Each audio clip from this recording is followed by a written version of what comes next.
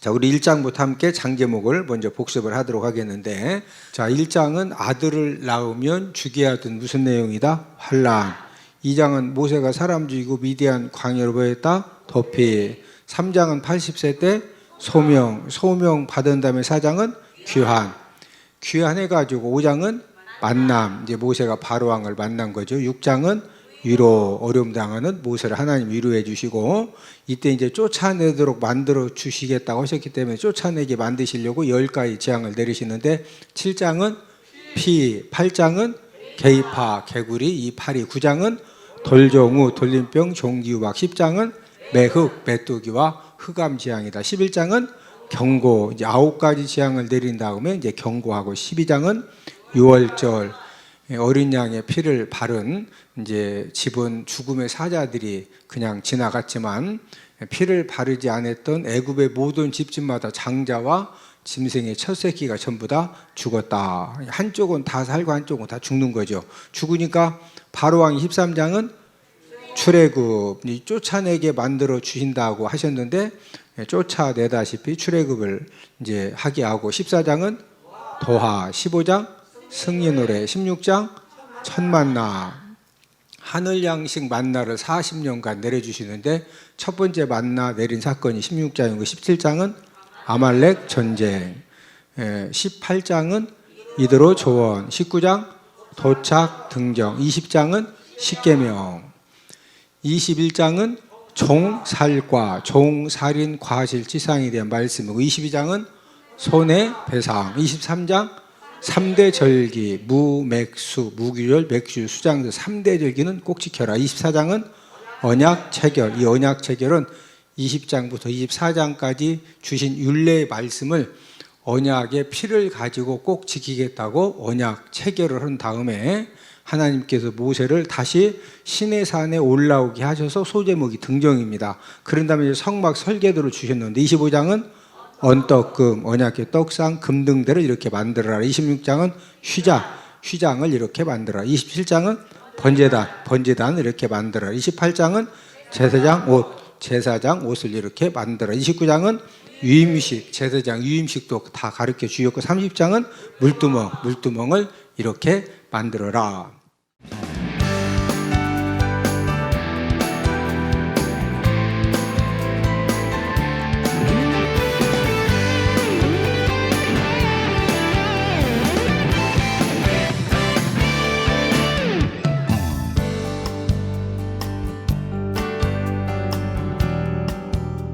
자, 출애굽기 26장은 이제 어떤 말씀이 기록이 되어져 있느냐, 우리가 이렇게 이제 말씀을 읽으면은 은혜 받은 말씀을 우리가 찾아낸다든지 감동되는 말씀을 찾아낸다는 것이 지극히 힘든 그런 이제 내용들입니다. 왜 그러냐면은 휘장에 대한 내용들, 이해도 잘 안 되는 내용들이 이제 첫째 주부터 마지막 절까지 이제 기록이 되어져 있는데, 이 출애굽기 26장은 세 종류의 휘장이 기록이 되어져 있습니다. 첫 번째는 1절에서 14절은 무슨 휘장이냐? 첫 번째는 성막을 이제 덮는 그런 휘장입니다. 성막을 덮는 그런 휘장인데, 이 성막 본체를 4겹으로 덮는 휘장입니다. 성막이라고 하는 것은 이제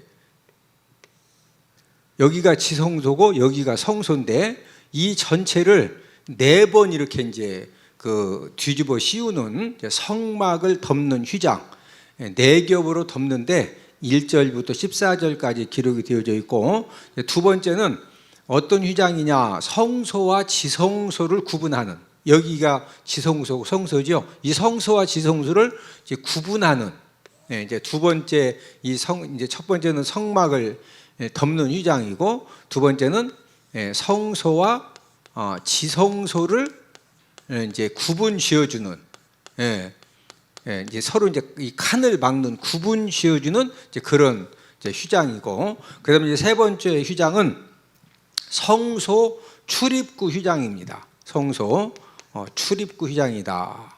이 성소 출입구라고 하는 것은, 자, 이 지성소는 대제사장이 대속죄일날 1년에 한 번만 딱 여기 지성소를 들어갈 수 있고, 이 성소는 하루에도 아침부터 저녁까지 이제 각자 본인들이 해야 할 일들을 감당하기 위해서 이 성소 이 문을 출입구 문을 통해서 여기를 이제 들랑달랑해서 가서 이제 분향단에 분향도 하고 금등대 기름도 채우고 불도 켜고 또 아침 되면 불을 끄고 이제 제사장들이 이 출입문을 통해서 이 성소를 들랑달랑 하는데 이 세 번째 휘장은 성소 이 출입구를 막는 이제 그런 이제 휘장이다.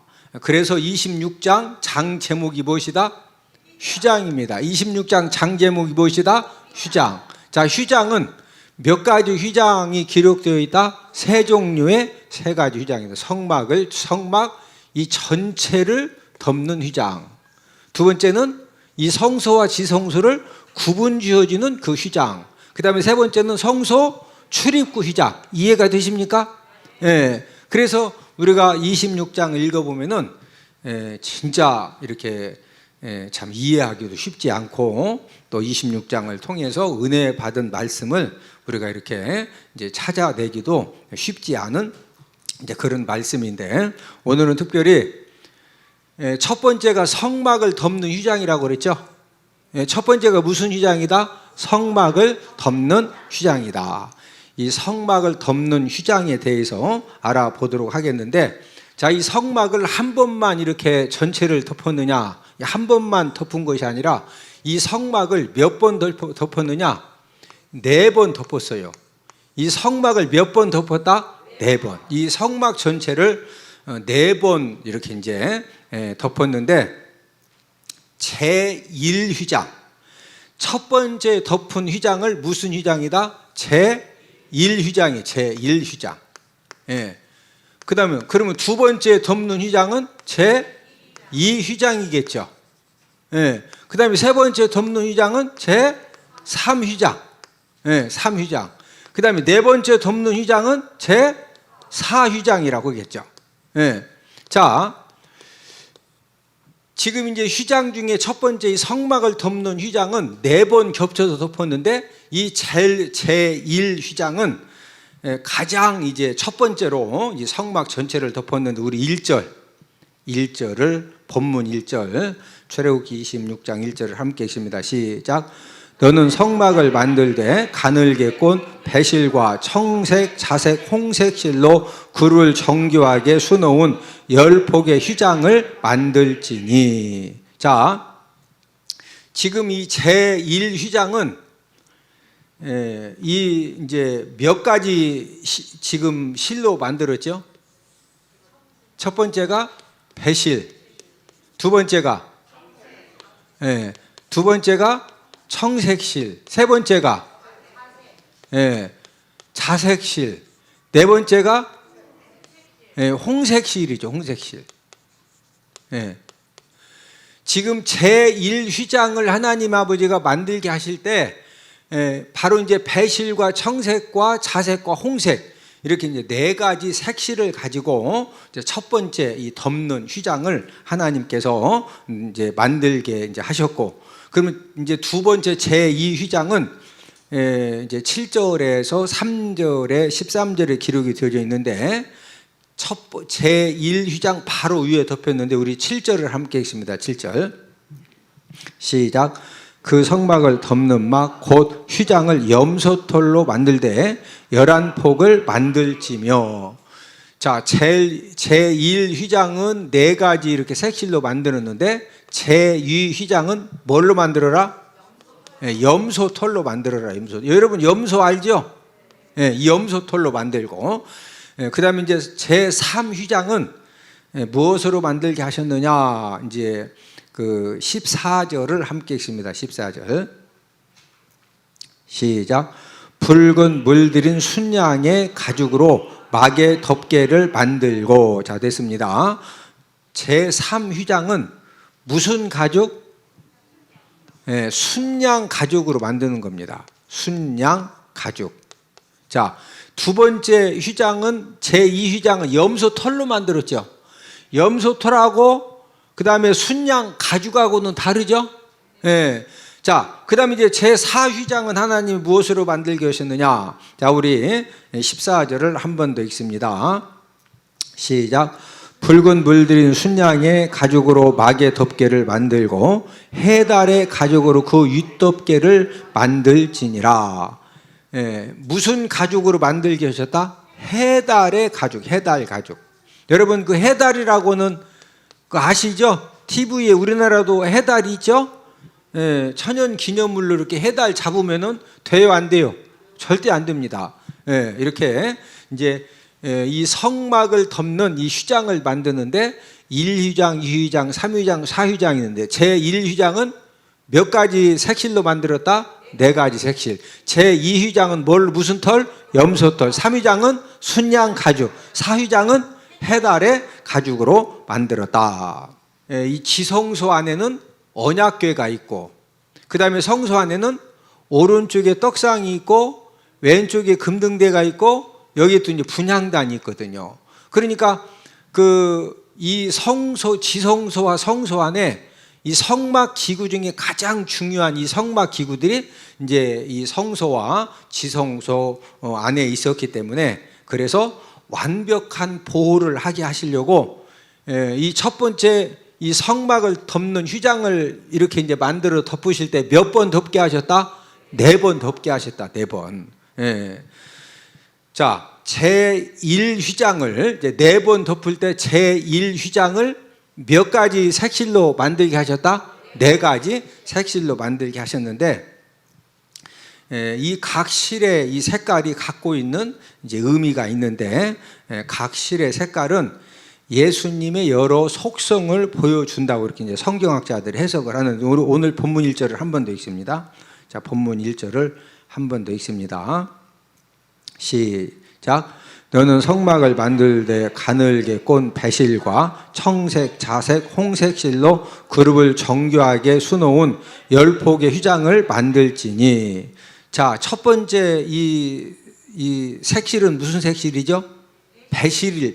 이 배실은 흰색입니다. 배실이 무슨 색이다? 흰색. 그래서 이 배실은 예수님의 순결한 그런 성품을 의미하는 색이다. 이렇게 해석을 하고, 그 다음에 이제 청색실은 삼위일체 하나님이신 예수님의 이 거룩한 성품을 상징하는 색이다. 이렇게 이제 해석을 하고, 자색실은 장차 왕으로 세상을 심판하실 예수님의 공의로운 성품이다. 이 공의로운, 우리 이제 이 공의, 이렇게 이제 공의로운 성품에 이제 그 해석을 했고, 그 다음에 이제 홍색실은 예수님이 십자가에 달려 돌아가실 때 로마 군인들이 무엇을 입혔죠? 예수님의 옷을 다 벗긴다. 홍표를 입혔죠.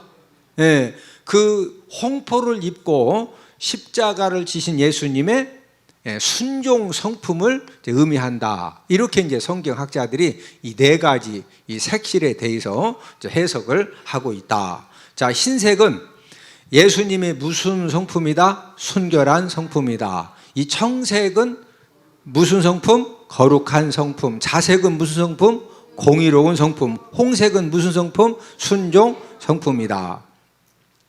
예수님의 4가지 성품, 순결, 그 다음에 거룩, 공의, 이 순종 성품 중에서 하나님 자녀들에게 우선적으로 필요한 성품이 여러분들은 어떤 성품이라고 생각을 하십니까? 우리는 이제 순결, 거룩, 공의, 순종 이 4가지 성품 중에서 하나님 자녀들에게 우선적으로 필요한 성품은 우리가 어디에서 해답을 찾을 수가 있느냐면은 예수님이 12제자를 선택하신 다음에 12제자들을 전도 현장으로 보내시죠. 전도 현장으로 보내시면서 하신 말씀을 통해 우리가 알 수가 있는 우리 마태복음 10장 16절을 다 함께 찾습니다. 마태복음 10장 16절입니다. 우리가 마태복음 10장 16절을 보면은 우리 구원받은 하나님의 자녀들이 예수님의 4가지 성품, 순결, 거룩, 공의, 순종 성품 중에서 우선적으로 필요한 성품이 어떤 성품이냐? 마태복음 10장 16절을 다 함께 읽습니다. 시작. 보라, 내가 너희를 보냄이 양을 이리 가운데로 보냄과 같도다. 그러므로 너희는 뱀같이 지혜롭고 비둘기같이 순결하라. 비둘기같이 뭐해라? 순결해라.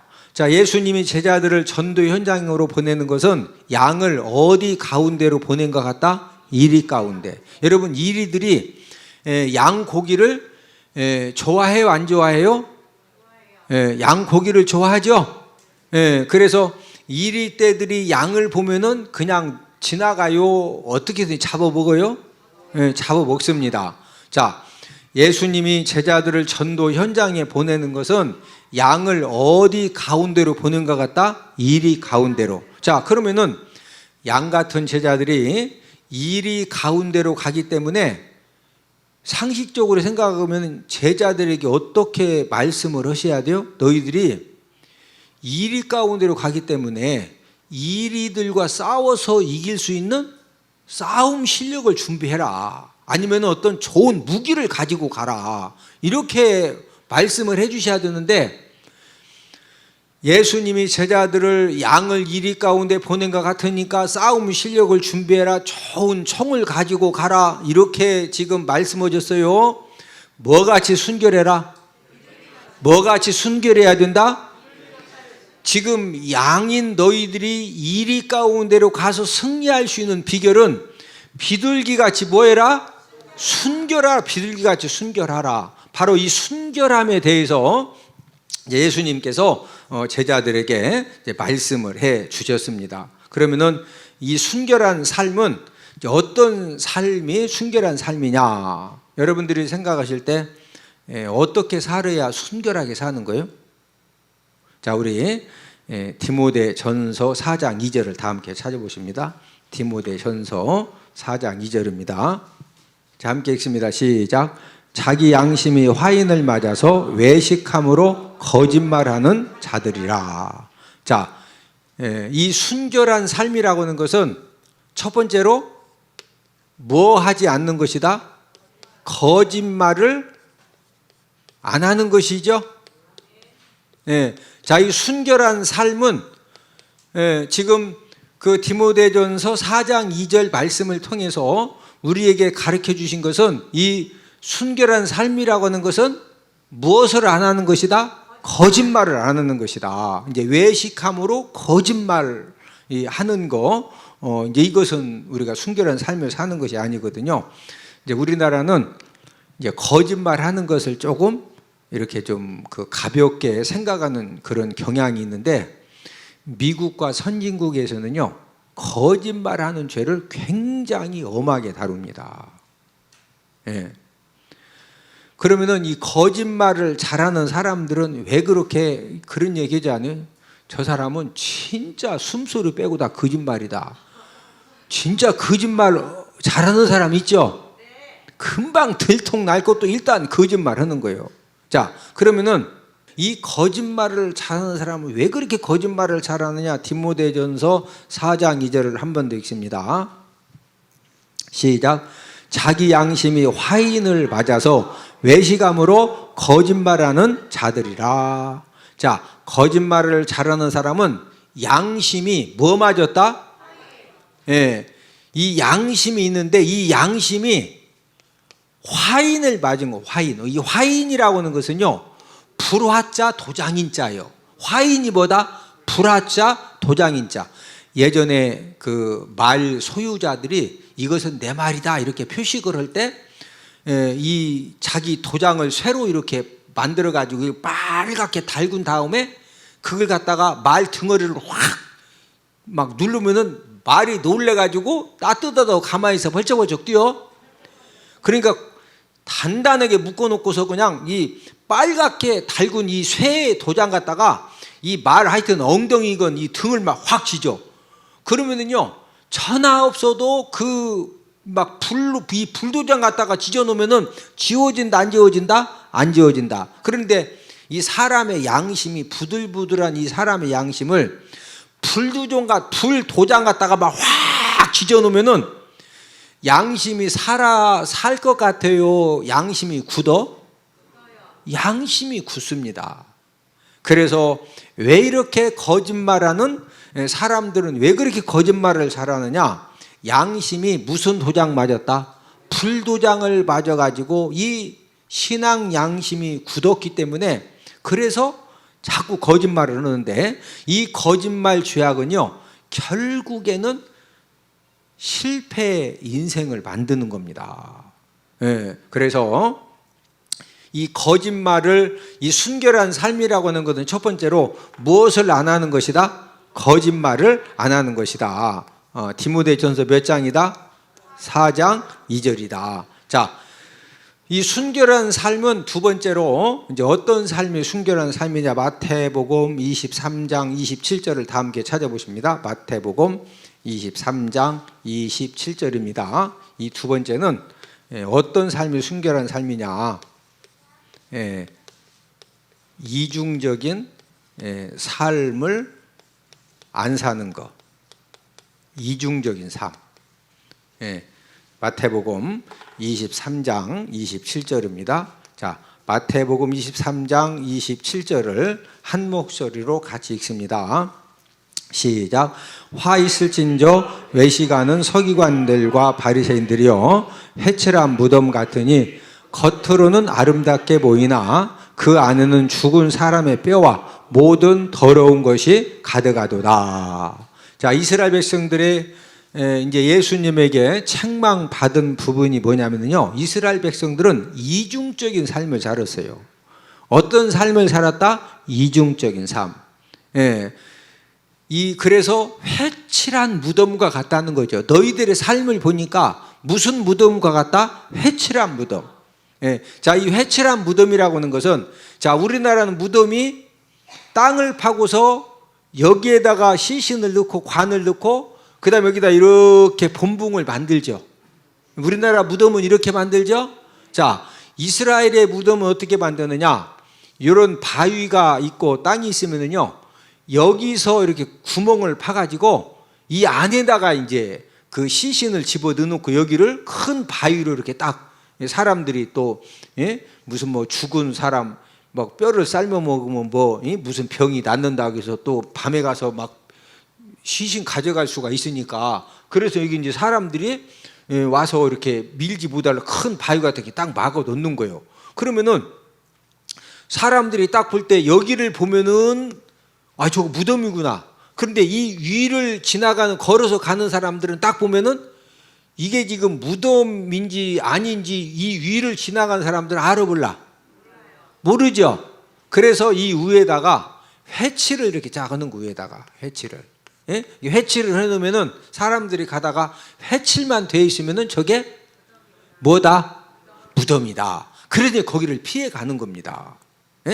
그래서 예수님께서 화 있을진저 외식하는 서기관과 바리새인들이여, 너희는 뭐와 같다? 회칠한 무덤과 같다. 왜 회칠한 무덤과 같으냐? 겉으로는 무하게 보인다? 아름답게 보이는데 그 안에는 죽은 사람의 뭐가 있다? 뼈와 모든 더러운 것이 가득하다는 거죠. 그래서 이제 겉에는 회칠을 해가지고 하얗게 이렇게 보여지지만은, 그러나 이 밑에 이 안에서는 죽은 시신이 있고, 그 다음에 이제 묻어놓은 지 얼마 안 된 시신 같은 경우에는 이 벌레들이 시신을 또 다 막 이렇게 먹느라고 벌레들도 생겨 있고, 그 다음에 장례 용품, 이게 천으로 묶어놓은 천도 있고, 이 겉은 깨끗하게 보이는데 이 안에는 죽은 시신과 더러운 것들이 뭐하다? 가득하다는 거예요. 이런 삶이 무슨 삶이다? 이중적인 삶이다. 그러니까 보여지는 삶은요, 그렇게 거룩하게 보이고 사랑이 많게 보이고, 진짜 예수님 수제자 같은데, 보이지 않는 밤만 딱 되면은 막 음악 뛰어, 막 뒤집어 엎으러져 하는 삶이 무슨 삶을 사는 거다? 이중적인 삶을 사는 거예요. 자, 이 순결한 삶이라고 하는 것은 첫 번째는 무엇을 안 해야 된다? 거짓말을 안 하는 것이고, 이 순결한 삶 두 번째는 무슨 삶을 안 사는 것이다? 이중적인 삶을 안 사는 것이, 그게 순결한 삶을 사는 거예요.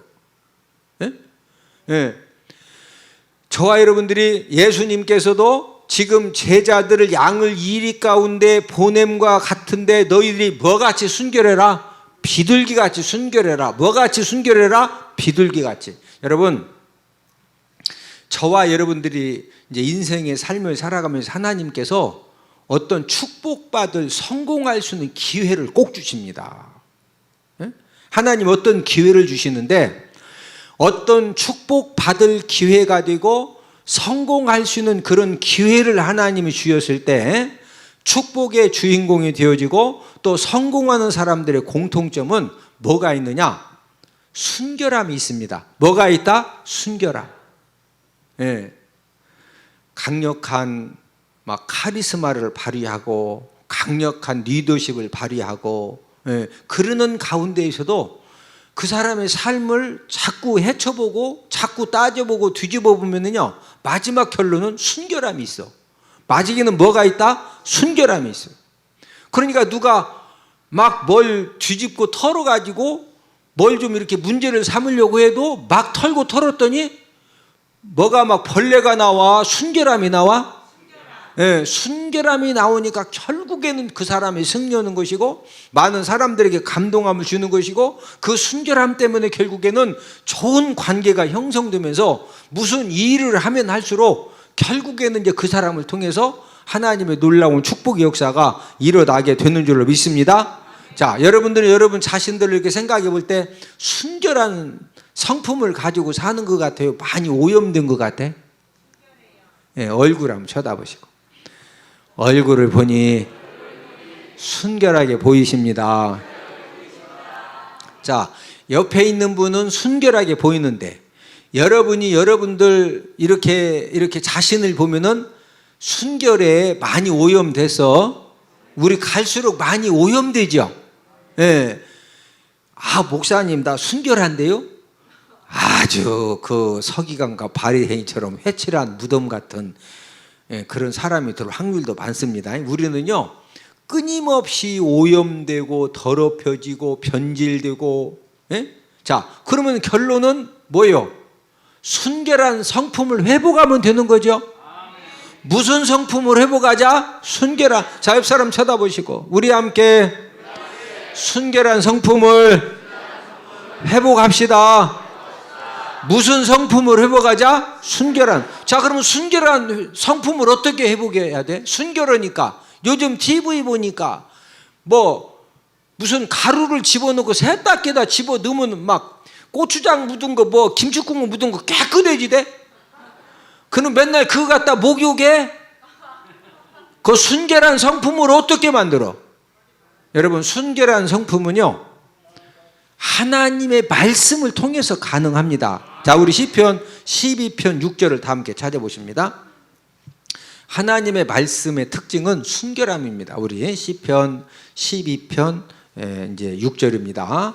저와 여러분들이 끊임없이 나도 모르게 변화되고 변질되고 자꾸 오염되고 더럽혀지는데 그럴 때마다 이 순결한 성품이 회복되면 되는데 이 순결한 성품을 어떻게 회복시킬 수가 있느냐? 자, 시편 12편 6절을 함께 읽습니다. 여호와의 말씀은 순결하며 흙 도가니에 7번 단련한 은같도다. 자, 하나님의 말씀은 무하다? 순결하다. 그 하나님의 말씀을 통해서 우리가 자꾸 은혜 받고 도전 받고 감동 받고 그러면 그 하나님 아버지 말씀을 통해서 우리들의 순결한 성품이 뭐여야 된다? 회복된다. 자, 히브리서 4장 12절을 다 함께 찾습니다. 여러분, 이 하나님의 말씀은요 뭐와 같으냐? 좌우의 날선 가장 예리한 검이라고 이렇게 말씀하셨거든요. 자, 히브리서 4장 12절입니다. 자, 히브리서 4장 12절을 함께 읽습니다. 하나님의 말씀은 살아있고 활력이 있어 좌우의 날선 어떤 검보다도 예리하여 혼과 영과 및 관절과 골수를 찔러 쪼개기까지 하며 또 마음의 생각과 뜻을 판단하나니. 자, 하나님의 말씀은 이 세상의 좌우의 날선 어떤 검보다도 뭐하다? 예리하다. 그래서 이 하나님의 말씀은 저와 여러분들이 뭘 찔러 쪼갠다? 혼과 영과 관절과 골수를 찔러 쪼개요. 예. 찔러 쪼개가지고 수술을 하시고 막 때를 벗겨주시고 또 이렇게 정화를 시켜주시기 때문에 그래서 저와 여러분들의 영적인 순결함을 어떻게 회복할 수 있느냐? 이 영적인 순결함은 무엇을 통해서만 가능하다? 하나님의 이 말씀을 통해서, 하나님의 말씀.